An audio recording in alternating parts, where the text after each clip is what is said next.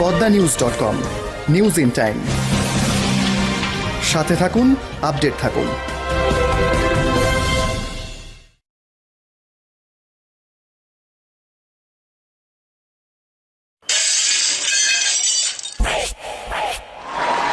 The silence.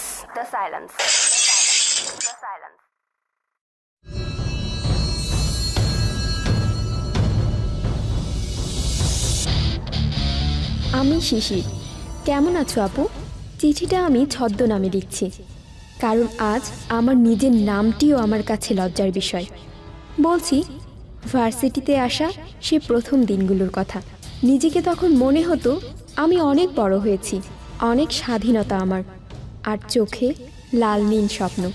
বাবা মার একমাত্র আদুরে মেয়ে আমি। ক্যাম্পাসে বন্ধু বান্ধবদের সাথে জমিয়ে আড্ডা দিতাম। কয়েকদিন ধরেই লক্ষ্য করছিলাম বেশ হ্যান্ডসাম একটা ছেলে। মনে হয় আমার দৃষ্টি আকর্ষণে বড্ড চেষ্টা করছিল। মাঝে মাঝে কথাও বলার চেষ্টা করছিল আমার সাথে। আমি ব্যাপারটি বেশ স্বাভাবিকভাবে নেই। বেশ কিছুদিন কথা চলে ছেলেটার সাথে। সে অন্য এক ডিপার্টমেন্টের, আমার চেয়ে 2 বছরের সিনিয়র ছিল। ফেসবুক, ফোন আর সামনাসামনি কথাবার্তা বেশ ভালোই চলতো। হঠাৎ করেই সে আমাকে একদিন খুব রোমান্টিক কায়দায় প্রপোজ করে বসে। আমি ভীষণ অবাক হয়ে যাই, আর প্রথমত মানতে না চাইলেও পরে রাজি হয়ে যায়, কারণ বেশ ভালো লাগতো আমার ওকে। চলাফেরা, কথাবার্তা বেশ স্মার্ট। তাই আমার জীবনে তার আগমন যেন স্বপ্নের মতোই মনে হতো মাঝে মাঝে।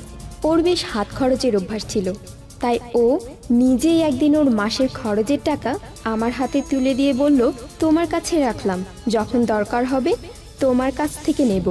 কিন্তু ওর খরচের পরিমাণটা আমি কমাতে পারিনি, বরং আমার নিজের খরচের টাকার একটা অংশ প্রত্যেক মাসেই ওর জন্য লাগতো। আমি ওকে এত ভালোবাসি যে জোর করে কিছুই বলতে পারতাম না। ভাবতাম যদি রাগ করে ফেলে। রিলেশনশিপের সবে প্রায় 8 মাস হয়েছে। একদিন ও আমাকে ঠাট্টার ছলে কুপ্রস্তাব দিয়ে ফেলে। পরে বুঝি এটা ঠাট্টা ছিল না, সে সিরিয়াসলি এমনটি চায়। আমি রাজি না হলে সে আমাকে অনেক কিছু বোঝানোর চেষ্টা করে। বলে আমরা তো দুজন দুজনকে অনেক ভালোবাসি, ভবিষ্যতে আমাদের সংসার হবে। এখন তো বাসায় কিছু বলতে পারছি না, এটা সেটা আরও কত কি।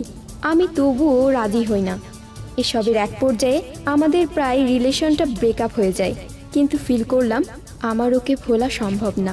আর ও যখন পরে আমার সাথে যোগাযোগের চেষ্টা করলো, তখন মনের অজান্তেই সব আগের মতো হয়ে গেল। কিন্তু এবার আর ভুল থেকে নিজেকে রুখতে পারলাম না। কিছুই করার ছিল না আমার তখন। এই 2 বছর ওর জন্য আমার মাসের বাড়তি খরচ আর শরীরের অন্যায় আবদার। ওর পড়াশোনা শেষ হয়ে গেলে ও বলে একটা ভালো চাকরি নিয়ে সে আমার বাসায় প্রস্তাব পাঠাবে। কিন্তু যখন ও ক্যাম্পাস ছেড়ে চলে গেল, তখন থেকেই ও আর আমার সাথে ভালোভাবে কথা বলতো না।